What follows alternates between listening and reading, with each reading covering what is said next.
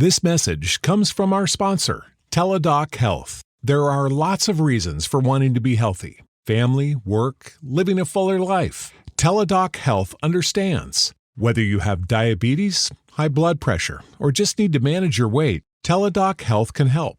Visit teladochealth.com/what'syourwhy for more information. That's TELADOC health/what'syourwhy. Get 15% off a set of BrakeMess Select, Select Pro, or Import Direct brake pads and 2 rotors now at O'Reilly Auto Parts. O'Reilly Auto Parts.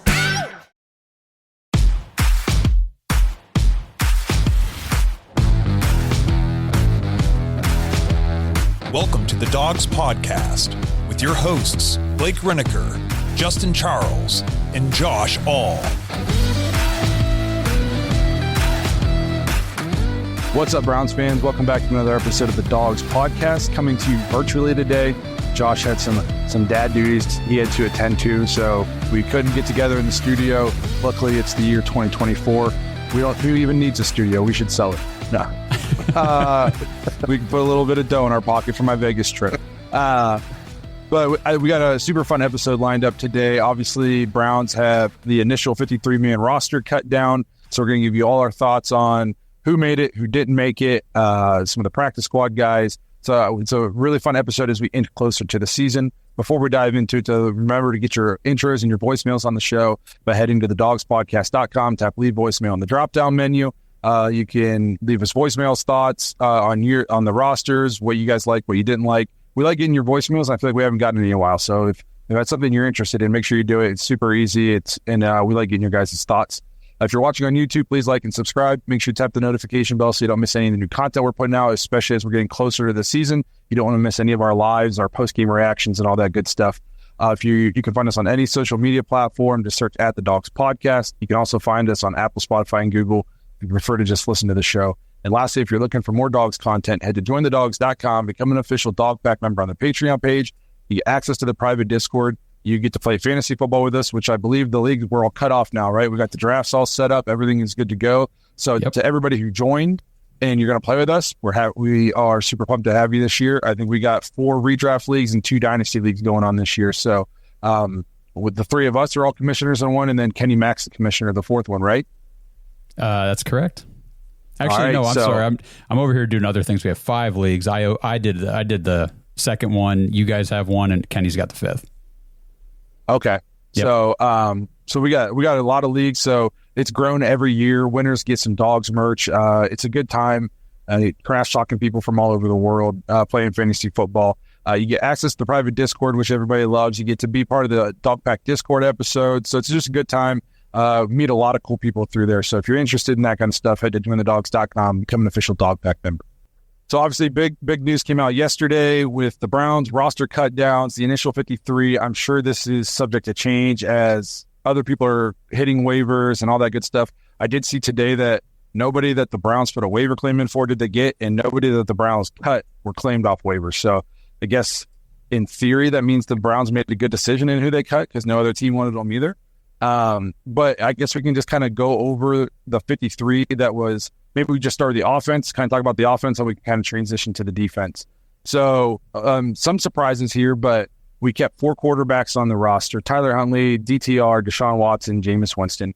The big surprise here, only 2 running backs, Jerome Ford and Pierre Strong are the only 2 running backs currently on the roster for the Browns.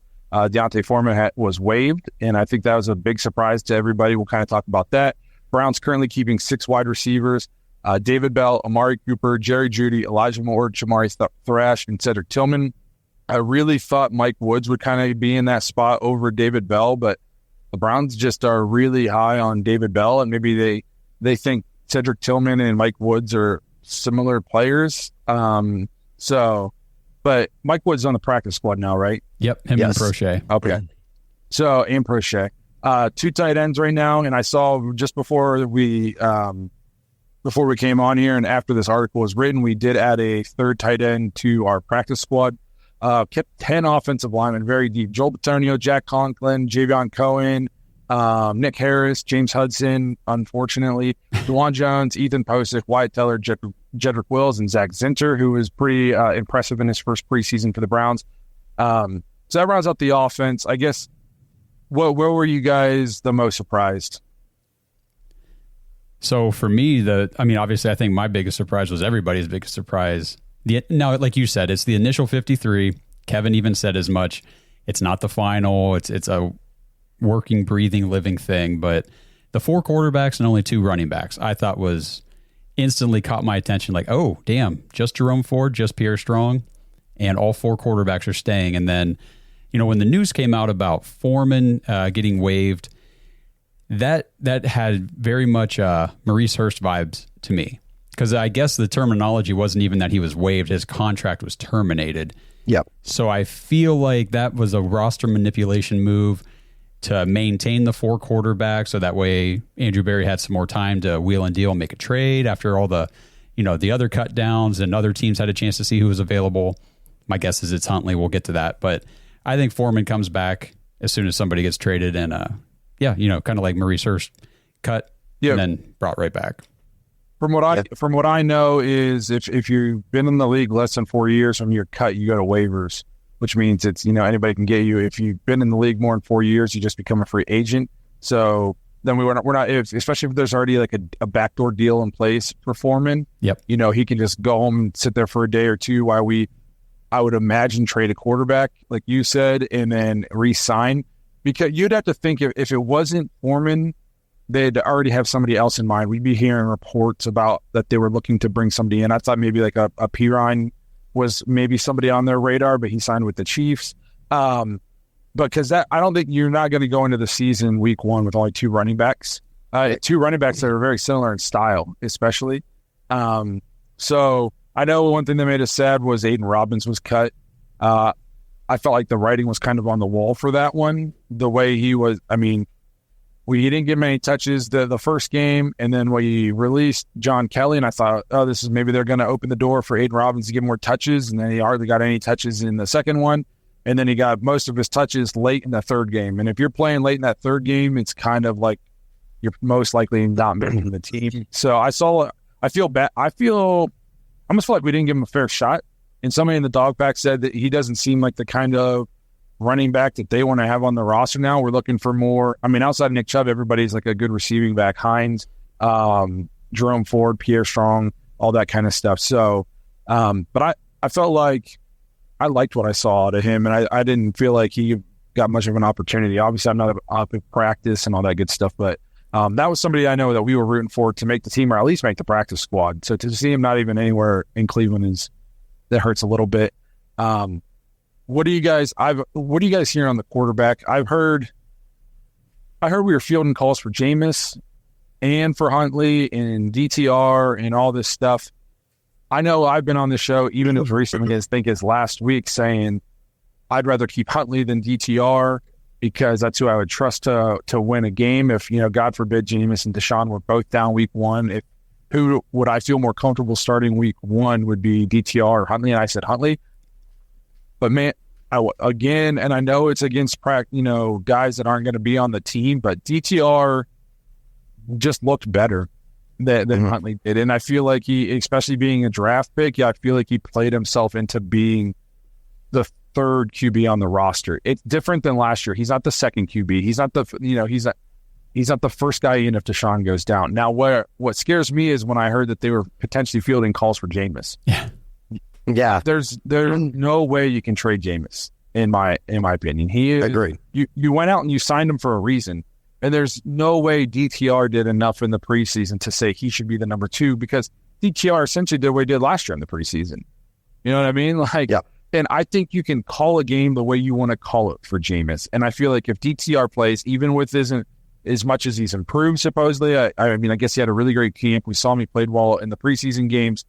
You still, I feel like, are going to call more of a scaled back ball control offense with DTR. And then I feel like with Jameis, you can just go out and call a grown-up offense. You don't have to change your game plan. Maybe you take out some of the design runs because he's not as mobile as Watson, but the guy's thrown for 5,000 yards, in a season before, and 30 touchdowns. Like, you can just go out there and let him play football. You might get stuck with a turnover or two, but you don't have to put the handcuffs on him. And so I don't think there's any world in which Jameis Winston is not on the Browns. I feel like that's crazy talk. I don't know what you guys think. I agree, man. I honestly, when I saw that too, the Jameis trade talk, I was super shocked, but also at the same time, I'm like, there's no way in hell. And then like 4 hours later, they're like pretty much saying that, like, yeah, Jameis is not on the table. But I'm with you guys. You guys kind of touched on it already. I think at the end of the day, Huntley's probably the odd man out. Huntley's probably the guy that's getting traded. Whenever they dropped the roster, it was like like Josh said, it was alarming, like seeing 4 quarterbacks and 2 running backs. So I'm on the same page. I think Huntley gets moved. You got Deshaun, you've got Jameis, that you can turn to. And like you said, you've seen him do it. You know he's capable of doing it. And then you have DTR, who's the project still. And he's safe still on the roster. I saw something, and I didn't look into it much, but did the Ravens cut a quarterback? Yes, hot shit. I saw it. If you're the Browns, you trade Huntley back to Baltimore if they want him, because I'm not doing that. Yeah, I wouldn't do that. I wouldn't help him. That. No, I'm not. I'm not giving him a guy that knows their offense and knows their system and their organization back. And I'm definitely not giving him back after he's been in our organization. And he knows the ins and outs of our offense.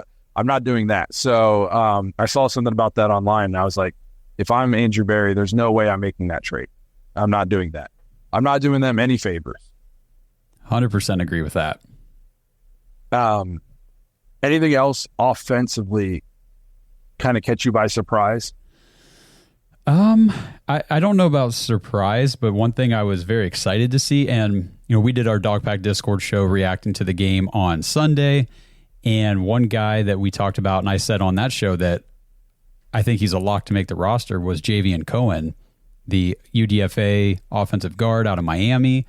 And I went back and I was looking through his preseason stats. The dude played, and I said this on the show, he's played so much in the preseason. I feel like he was out there for pretty much the entire time, except for when we had Teller starting and Zinter in that last game. But after that, it was back to Cohen. And I think he played both right and left at different points. He played 168 total snaps in the preseason. That was 4th most among guards. 122 pass blocking snaps. That was the most. And he gave up 0 sacks, 1 quarterback hit, and just total 7 pressures on 122 snaps. So he was one of those kids that, we were really high on in the pre-draft process and talking about the Browns maybe getting him in like the 4th, 5th round. Maybe he slips a little further, but we'd have to get him in that area. And then we got him UDFA, and here he is. He made the team. So I was very excited to see that. I know that was one of the guys, like you said, we kind of, I feel like everybody thought he was going to get drafted. Yeah. And then for him to not get drafted and us to be able to sign him as an undrafted free agent, now he makes it. I mean, that's just, Andrew Berry's kind of done that a few times with guys like Ronnie Hickman, D'Anthony Bell. Like we've found a couple, Diabate. We've found some diamonds in the rough, in the undrafted free agent market. Yep. I was just going to ask real quick on offense. I know there's a lot of, I've been seeing the outrage a little bit online that we kept David Bell over Mike Woods on the initial 53 active roster, I guess. I mean, Mike Woods is still here, practice squad and all that, but David Bell, what did he play? A couple snaps, had 1 catch, hurt his quad, missed the rest of the preseason and training camp, but they must feel like he's healthy enough and ready to come back for the season, right? So I just think the Browns are higher on him than almost anybody else is, at least like on the internet in Browns fandom. Like I kind of mentioned when we first talked about the offensive roster, Tillman and Woods kind of same body type, I feel like, same kind of player, and they think Tillman's probably better. And I would agree. Maybe David Bell is the kind of, he's like he can be a Cole Beasley type player in a Ken Dorsey offense, and a guy who can work in space, great route runner, good hands. So, maybe they just see a lot of possibilities for him in this wide open offense where he can just kind of operate in space and find soft spots in the zone. And that's kind of his forte. So I was super excited 2 years ago when we drafted David Bell. I thought he was going to be like our offensive breakout player rookie. I think I picked him when we did that episode a couple of years ago, and it hasn't really come to fruition. Now, he did have the big touchdown late in the season last year on that kind of the busted coverage, but I'm excited to see what he can do in the Ken Dorsey offense with a hopefully 100% healthy Deshaun. and a more wide open, more modern passing game. So I did feel for Mike Woods, though, because I thought he played well enough in this preseason and also what he was doing last preseason before the injury that it would maybe almost force the hand of the Browns to carry 7 receivers. And you know, we in only 9 offensive linemen, we're carrying 10 right now. So I was a little surprised to see him be cut. Now I'm happy to see Mike Woods back on the practice squad and still be in the organization, because he looks like there's a high ceiling there for Mike Woods, I think. This episode is brought to you by Baden Sports. Browns fans, Baden Sports is your one-stop shop for all your athletic gear. Baden started out perfecting and manufacturing the best balls in the business. Yeah, if that sounded dirty, that's more about your mind than my words. But hey, it's true. Baseballs, softballs, footballs, basketballs, volleyballs, soccer balls, you name it, and Baden has engineered the highest standard sports balls available. And now they offer more than just sports balls. If you got kids playing baseball or softball, Baden has batting gloves and bats to go along with both game balls and training balls. If you're into basketball, Baden makes basketball specifically for indoor or outdoor use. Heck, Baden even has all the equipment you need for pickleball, which is one sport that I hear everyone is playing and yet I still never have. And I need to fix that soon. But don't miss the backyard games section of Baden's website, where you can order everything you need for this upcoming outdoor season. Pool balls, backyard volleyball nets, croquet, bocce, horseshoes, cornhole, and more. Right now, you can get 10% off your entire order at Baden Sports, BADEN Sports.com/dogs, DAWGS, and use promo code DOGS when you check out. That's 10% off all the top quality sporting gear you need this season. BadenSports.com/dogs. If you're a facilities manager at a warehouse and your HVAC system goes down, it can turn up the heat. Literally. But don't sweat it. Grainger has you covered. Grainger offers over 1 million industrial-grade products for all your operations, including warehouse HVAC maintenance. And even better, they offer access to experts and fast delivery, so you and your warehouse can both keep your cool. Call 1-800-GRAINGER, click Grainger.com, or just stop by. Grainger, for the ones who get it done. While we're still talking about the offense and just, initial thoughts when we saw it, I know when I first checked it out and they had Prochet off, I was super, super surprised, because I was like, well, who the hell is doing our return game? I've seen nobody else back there. So to see him not on the initial 53 was crazy. But then, like usual, a couple hours later, they pretty much announced, hey, I don't know how that all works out, where he's going to end up on the team. Maybe just bring him up. Maybe they move somebody out, but he's pretty much going to be our main punt returner, correct? Yeah, they said that they'll just activate him. Yeah, he's on the practice squad, and then each week they can activate so many players, right? Okay. Or some, I forget all those roster rules are crazy. Did you guys also see that they overturned the ruling about like the emergency quarterback? Yeah, I didn't even see any headlines on that. I just saw a quick post. So essentially, I don't think the emergency QB can't just be like a 54th member or game day. Like, he has to be a part of your 53 game day roster now. Which I don't know why they went back. I think it was the NFLPA overturned it or vetoed it or something of that nature. I don't know if it had something to do with the pay. Like, you're telling this guy he's on call essentially, but he's not getting being paid like he's on call. I don't know maybe how that worked or why they would go against that, but to me, it was definitely a bonus, because you don't want to be like the Niners a few years ago, where they're playing a second half of a football game without a quarterback, and cost them a chance at going to the Super Bowl. So I was a little surprised to see that. I did want to mention I saw Conklin and Jed. Jed was reactivated, right, too? Correct. Yes. Yeah. In Conklin's practice, Jed hasn't practiced yet. And then I also saw Jack talking a little bit he's fine with playing right or left, whatever he needs to do. I know I didn't think Jack would ever play the left, mostly just because he's the vet. He's the guy who they brought in to be right tackle. He's like the former Pro Bowl, All-Pro right tackle. I don't know if he's ever All-Pro, but you get the point. Yeah, he was All-Pro. And I just didn't think they would be ask this guy to go do the other position, because he's the more veteran guy. They'd be let's move DeWand over there. Jack Conklin's paid his dues. He's a right tackle. But if they think he can do it better and Jack Conklin's comfortable with it, and you feel like DeWand is going to be a better right tackle than left tackle, I'm just happy to know week 1, we're not going to be rolling out James Hudson. No kidding. I mean, for Jack Conklin, though, the the fact that he is the all-pro, he's got that skill set, and he played left tackle in college. I think they trust him more if they end up using him at left tackle than trying to put a second-year guy who's still – I mean, DeJuan Jones played very well last year, but I mean, he's still very much developing into an NFL starting caliber tackle, full-time. So I think keeping him where he's most comfortable makes sense as long as they feel like, hey, Jack's done this before. It's been a while, but he's got this down. He can do it. So here's a hypothetical for you. What Jack Conklin's back in practicing. Say Jed Wills doesn't start practicing until next week, and he's got 2 practices under his belt. You put him out there at left tackle against the Cowboys with 2 practices under his belt, or do you let Jack Conklin play left tackle for the first game, DeJuan Jones at right tackle, and you got Jed in your back pocket, and in case of something crazy happens week 1, and then Jed comes back week 2 with a couple more practices under his belt. Like, do you throw Jed out there that green after being off for so long? I mean, I think if they did that, like let's say hypothetically they did do that and they switch, they put Jack over at left tackle, I think that they just have to have those conversations in the room and just have coaches going, hey, this is what's best, because for Jed, as much as everybody dogs him, we bring it up, he was improving.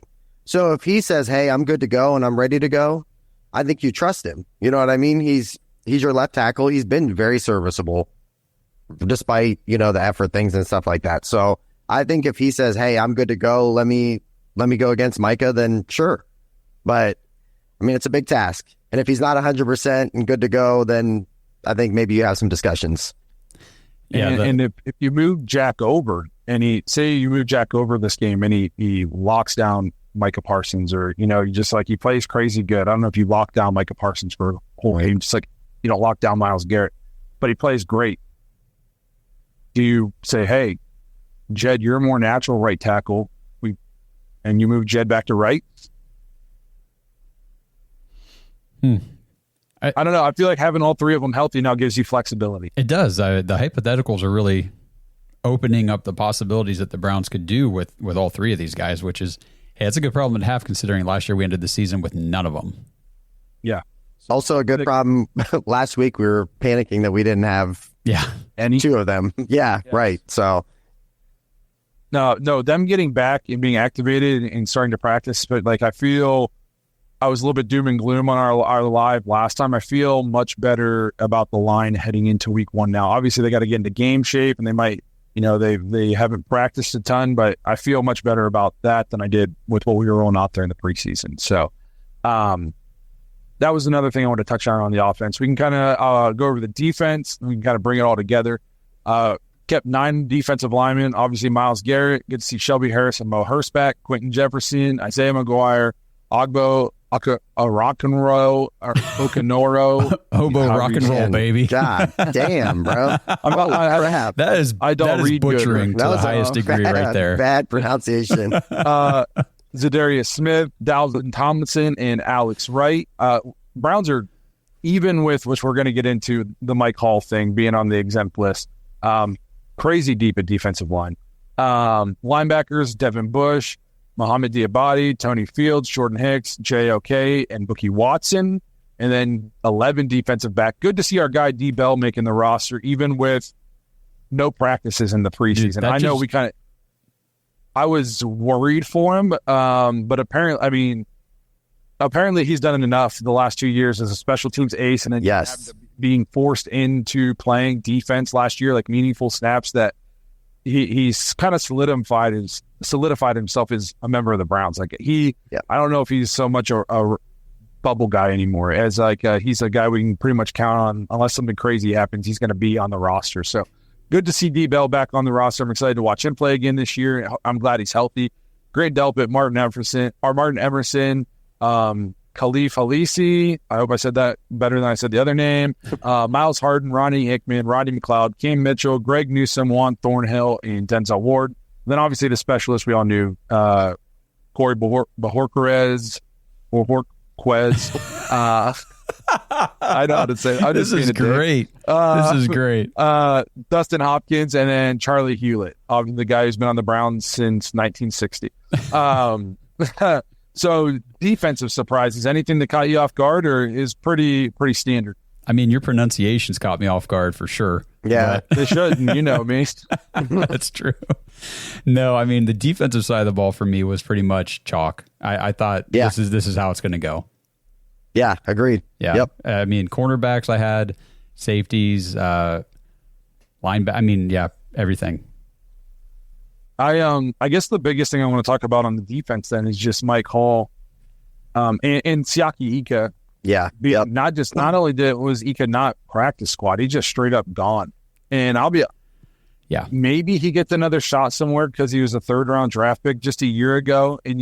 But man, if you can't make it work in a Jim Schwartz defense, he's kind of a defensive line specialist. We got Mike Vrabel here this year helping with, and he was bad. I mean, we saw people. He almost looked like he's not an NFL caliber football player. Nah, man. That's rough. Didn't Jim Schwartz want this guy? Wasn't he kind of his main advocate or whatever? I mean, we all make mistakes and everything, but I mean, like you said, Blake, watching Siaki Ika in the preseason, and I mean, dude, you're not going against the starting offensive line. You're not going against the second string offensive line when Ika was in. No. I mean, he was going against other guys that just got cut the other day too. So his ass was on the ground pretty much every play. I mean, I saw him getting bullied and manhandled out there, and I was like, man, this guy doesn't have a shot. And I was excited. I mean, there were some people who weren't super high on the Ika pick, and I didn't know enough about him, but I was excited to get a big run stuffing, especially coming off a year in which we couldn't stop the run. Yeah. I was excited to get a big run stuffing D lineman to play in Jim Schwartz defense, to go with Dalvin Tomlinson. And I mean, last year he's just like healthy scratch after healthy scratch. Mm-hmm. He can't even get on. And I'm like, what is going on? This is a 3rd round draft pick, and he can't even dress on game days. And then he transforms the body in the off season, and he lived on his butt. And so I don't know what's going on there, but I'll almost be shocked to see him on another roster anywhere. So obviously he cleared waivers, so he's free to sign anywhere he wants. But I feel bad for Ika because I was excited for him, and I feel bad for the Browns because if you roll in Mike Hall, who I'm assuming will get to play for the Browns eventually, but that's 3 defensive linemen, 3 whiffs in a row. If you go back to Perion Winfrey, 4. Who is the 4th? Who am I forgetting? Oh, maybe not draft pick. Sorry. Well, I was thinking. I mean, go ahead. They whiffed on Togiai. Yeah, that's right. Yeah, that's true. He was. The Togiai and the Winfrey runs to me are in Perion are a little bit easier to swallow because they're a little bit later draft picks. I don't feel like people can fault Andrew Berry a ton for taking a swing on Perion Winfrey, because Browns Nation was so pumped to get him. Yes, everybody wanted him. You know what I mean? Now, if we kind of talk about the Mike Hall situation, it annoys the crap out of me. I'm not gonna lie. I know she recanted, and we've seen some more information come out. My annoyance, and obviously I give Andrew Berry a ton of flowers on this show all the time, but do we not vet the guys? And this is the same. This is his fiance and the mom of his child.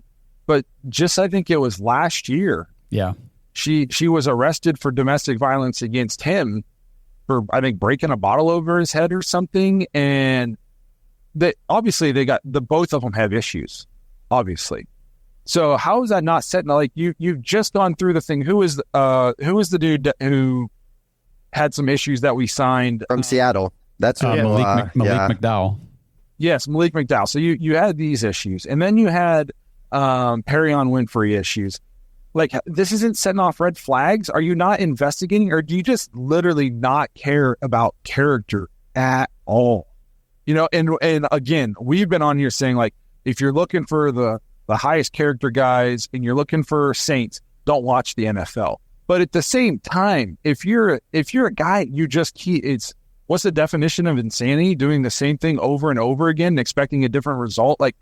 He's still with this lady. We just watched an NBA player not get drafted for a long time. He fell because he had a girlfriend that was odd, and teams were scared of that. And we have, and then the Browns go and draft a guy who's clearly in a toxic relationship that is, I'm sure it's been this way the whole time. I mean, should have been setting off red flag after red flag after red flag.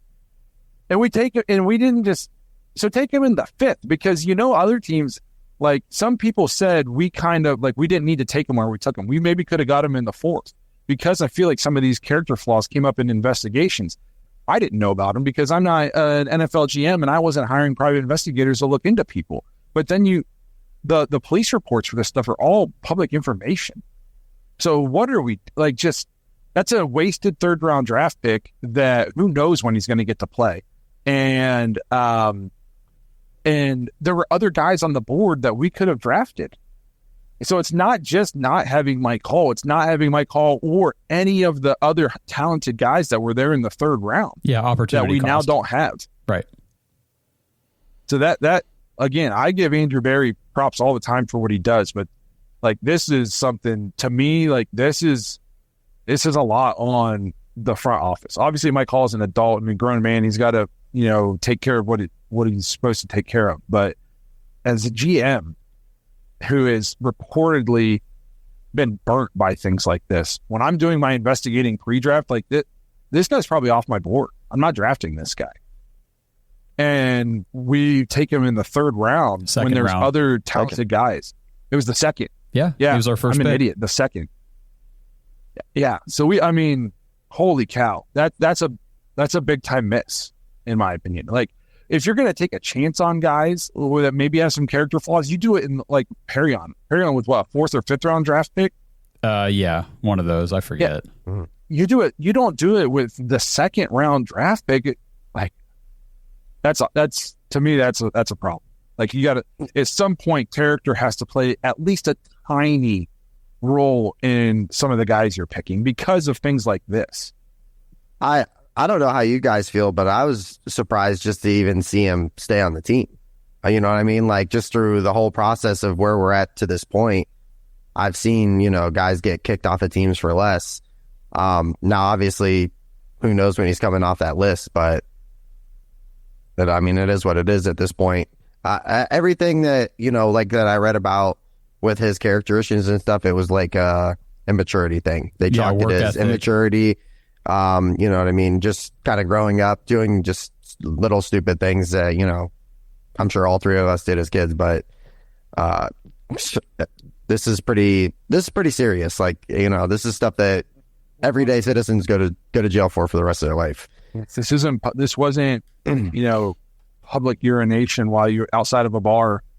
You know what I mean? Like, and I know she recanted. So, and we got to let the criminal justice system play itself out. But the whole reason we always went on the show and we defended the Deshaun signing was the lack of evidence. She can recant all she wants. There's still tons of physical evidence against this guy. Like, we can connect the dots.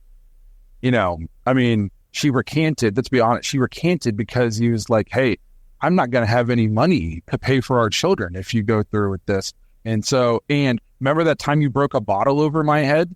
So let's just call it even. And so to me, I don't know how you guys feel. Like, I wanted to cut him, and they didn't cut him.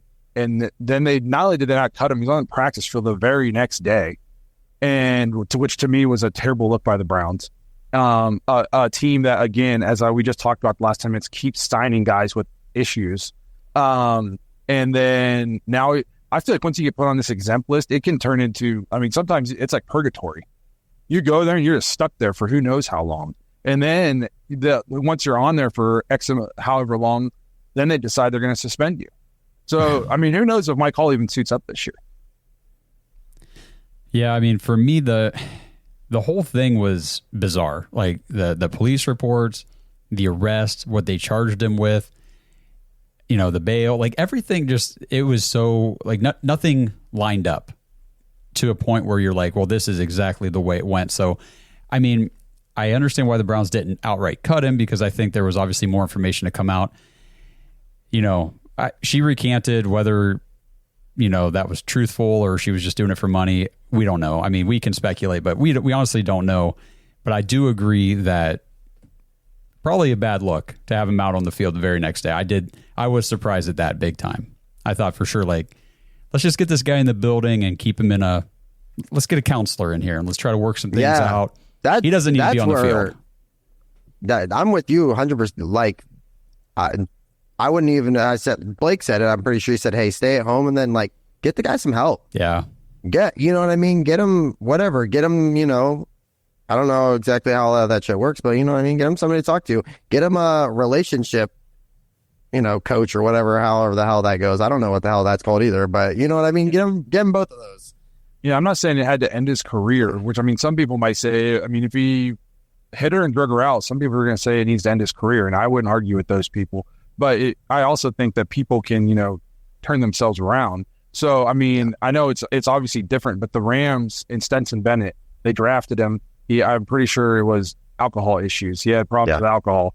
And so they just sent him away. But they didn't just forget about him. They got him the help he needed. And then he came out and now he's on the team. He played well in the preseason, all that good. Like, at the end of the day, like, just don't have this guy around.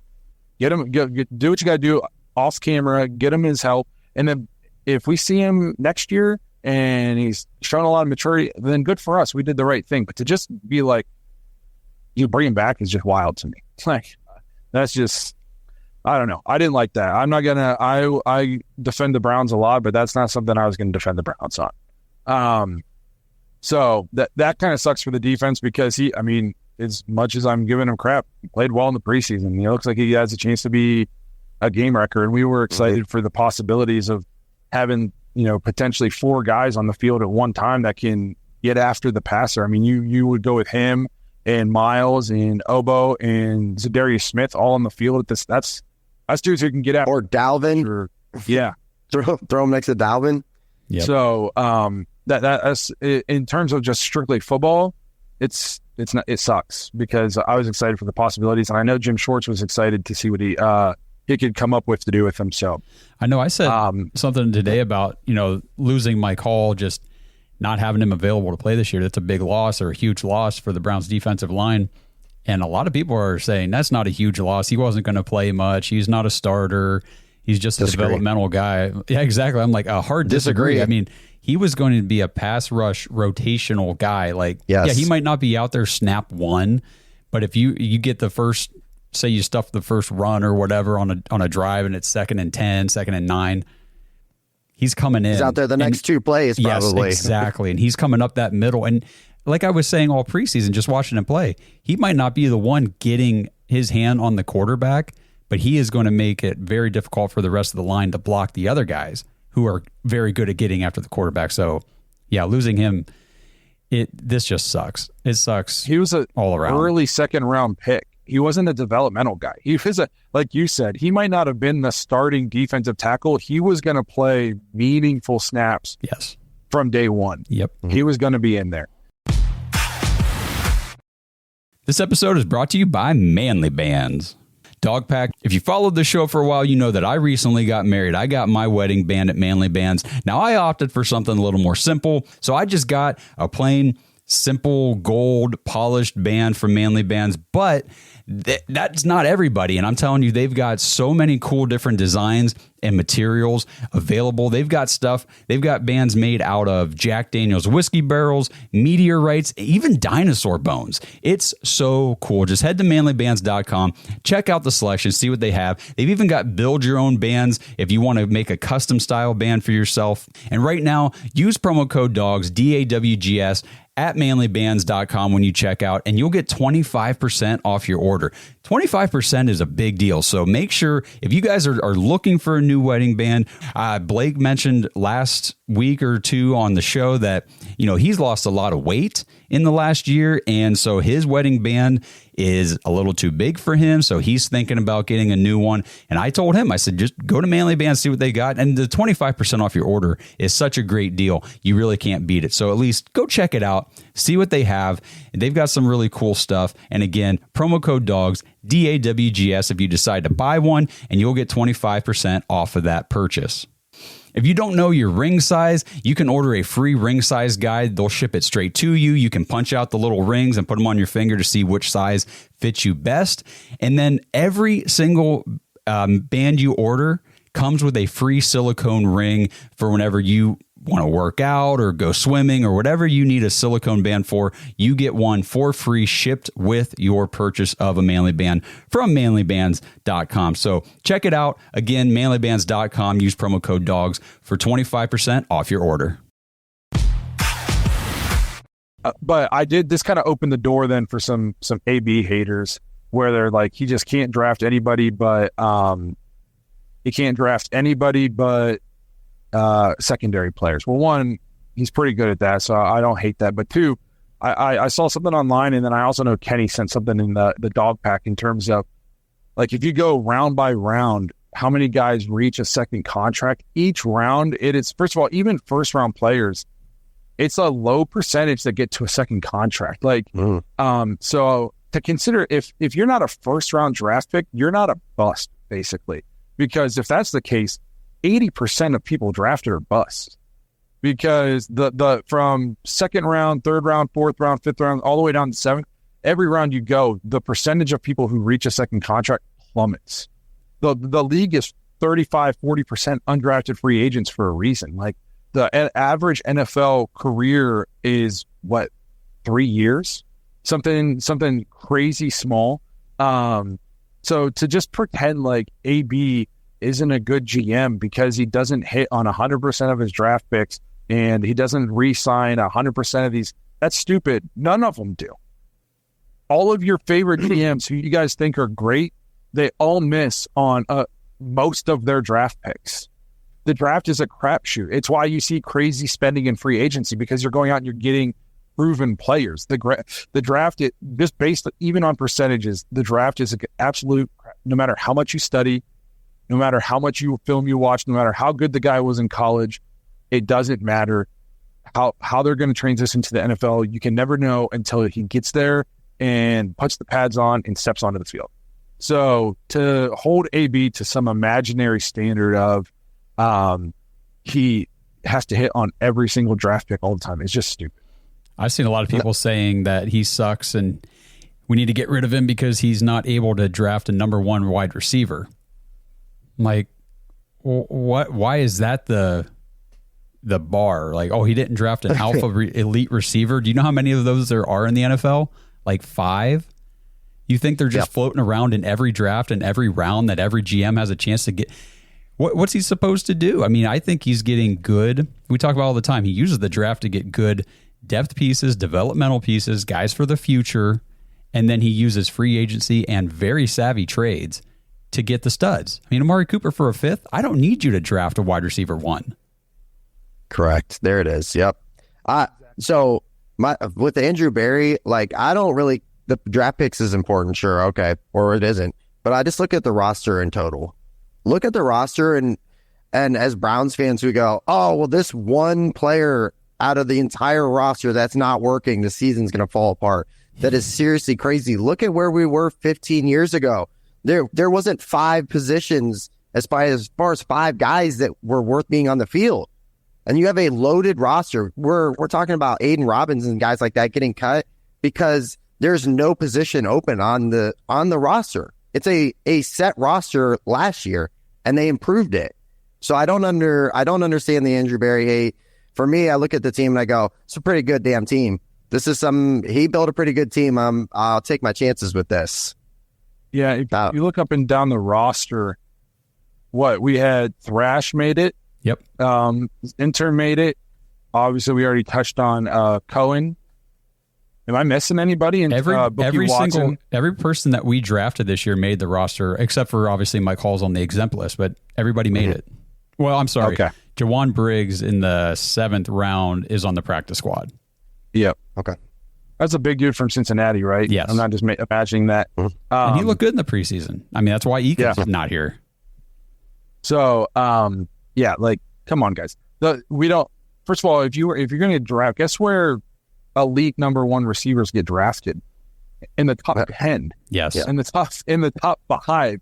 Well, guess where we haven't been picking? And you can, even if we didn't trade for Deshaun, say we had all of our first round draft picks we weren't picking in the top 10. No. Right. Maybe the very first year, I don't remember what that pick would have been, but outside of that, we weren't picking in the top 10. So, yeah, like, come on, don't be stupid, guys. The Browns have put together a receiver group that is, to me, it's balanced. They're maybe missing like an elite guy, like a Jefferson, but like you said, there's 5 of those guys. You know, we have one of the more well-rounded wide receiver groups, I think, in the NFL, at least in my opinion. Yeah. I mean, they got to go out and do it, but at least on paper, I think we're very well-rounded. I agree, and I was just pleasantly surprised this whole preseason with Jamari Thrash. You know, we've seen Andrew Berry draft these rookie receivers, and they come in and, you know, they don't really pop that well, or they just, you know, they're kind of up and down in the preseason. But it seemed like Jamar, and I know Thrash was a little bit older of a prospect. I think he was, 5 or whatever years in college. But you can see the maturity. Like, he knows what to do. He understands offense. He knows where to be for his quarterback, runs his routes, gets open. I feel like he was always open. So I very pleased with him. He was named the 2024 recipient of the Maurice Bassett Award, which is given to the Browns' most outstanding rookie in training camp as voted by the media. So he played extremely well in the preseason. I'm excited for what he can do. And a lot of guys in the so we have some Kentucky fans in the dog pack, so they always hate on him because he went to Louisville. But we have some other guys in there who are a little bit more open-minded, I guess, and they like what they've seen. And the one guy's always talking about coming out of the draft. This guy was Steve Smith Sr.'s favorite wide receiver. Steve Smith knows a thing or two about playing wide receiver. Now, I hope he's wrong about Jerry Jeudy. Because I don't know if you remember when he just really ripped on Jerry Jeudy. Yeah. So hopefully he's wrong there. But I also feel like that was a little bit more personal, like him and Jeudy kind of beef.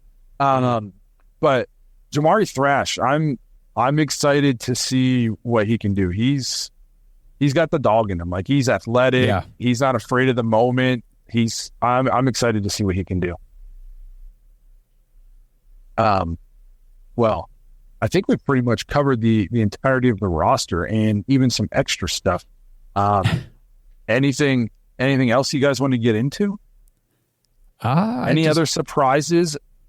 I was just going to say, like, for anybody watching, listening to this episode, at the moment you're listening to this, I'm sure we've made more moves and we've made more changes, because this week has been just a news frenzy. I can't even keep up with everything that's happening. I guess before we wrap it up, just obviously we're going to do a game preview episode, but just week 1, where do you think, if 10 is we look amazing and 1 is pitiful, how are we going to look?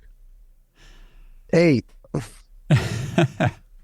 I mean, I guess it depends on what do you mean by look? I would probably put it somewhere in that 6 to 7, just because Dallas has such a good defense. If you're talking about our offense. Now, our defense, man, at home last year, our defense was like a 9 on average.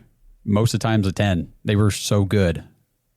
I do think that Dallas is going to have a hard time running the ball against us. If they're bringing out Zeke Elliott as their number 1 back, I just don't see him shredding the Browns defense. At least I really hope not.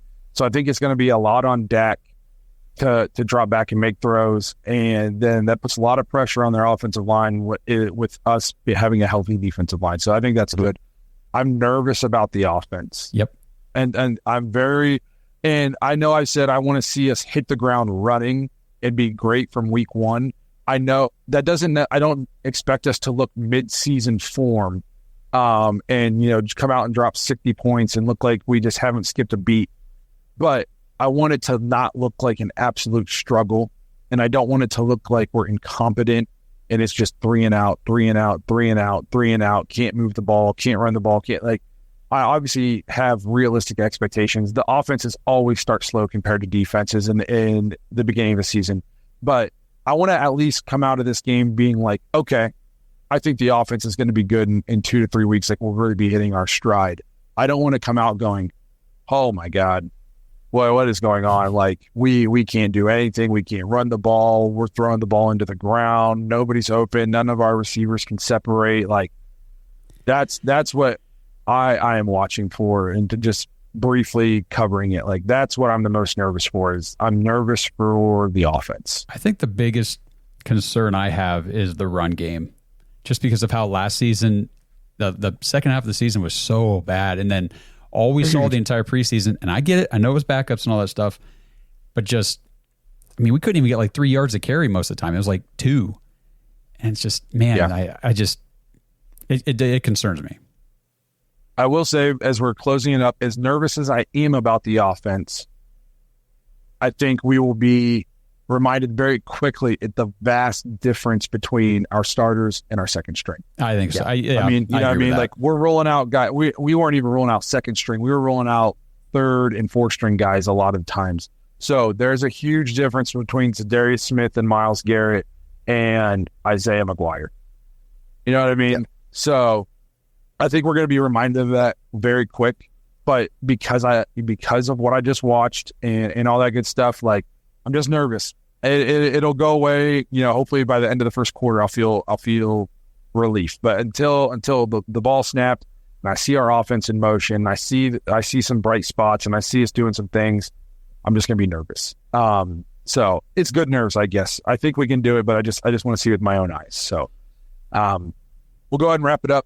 I got to go play with my child and let her know that I'm still her dad. Because I've been gone all day and now I'm recording the podcast. So look at what I'm doing for you guys, the listeners. I know. Jesus Christ, bro. So I'm being a poor father for you. But we'll go ahead and wrap this thing up. We appreciate you guys watching. We've officially made it. It's no longer the off season. I think we're doing an episode next week talking about a real life important football game. Yep. So I'm pumped. We made it. I feel like it went by quick, and that was because you guys hung out with us every single week, even though there was nothing good to talk about. You watch us draft hot dogs or hamburgers and drafts. So let me say this too: we are as of this moment 100 subs. That's it, away from 10K. Oh, man, get us to that sub, please. If you're watching, you haven't subbed, just click the button. Just click the button. Help us out.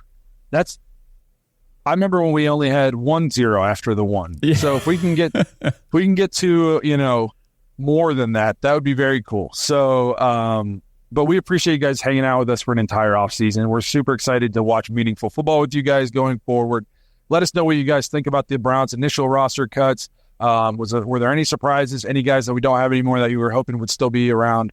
Anybody you think we should go after that's currently a free agent that was cut off another team? Just let us know your overall thoughts on the roster and how it stands as of now. Again, like I've said a million times, we appreciate you guys watching the episodes with us, hanging out with us every single week. We'll see you guys next week when we talk about a real life football game, the upcoming Dallas Cowboys. Have a good one and go high school football this week.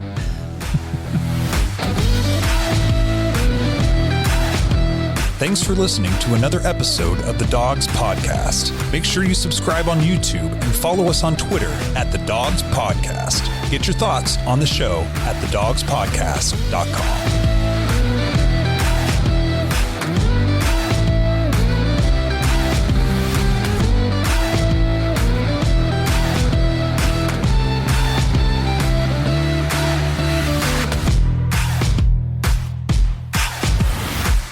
This episode is brought to you by Danger Coffee. Browns fans, we talk about how Danger Coffee is made free from mold toxins that are in 45% of the world's coffee, but that's not all that Danger Coffee has to offer. Mineral and nutrient deficiencies are a big deal. They make you feel sick, tired, stressed, and they can give you brain fog. These deficiencies negatively affect your immune system, your digestion, sleep, metabolism. Have you ever wondered why you get an initial burst from your coffee, but then you get that little crash not long after? Danger Coffee's patent-pending process remineralizes your body with more than 50 trace minerals and electrolytes, leaving you more energized, engaged, powerful. These micronutrients enter the cells to boost performance. They bind to toxins to provide detoxification support. I know that sounds like a lot, but the bottom line, guys, is minerals matter, and most of us really don't get enough of them on a daily basis. Danger Coffee delivers micronutrients, plus it gives you access to the minerals you already have. Head to dangercoffee.com, use our code DOGS, DAWGS, for 10% off your order, and that code can be used over and over, so you get 10% off every order you make using code DOGS. It's time to start every day off with a cup of coffee that gets you going and actually keeps you going. dangercoffee.com, code DOGS.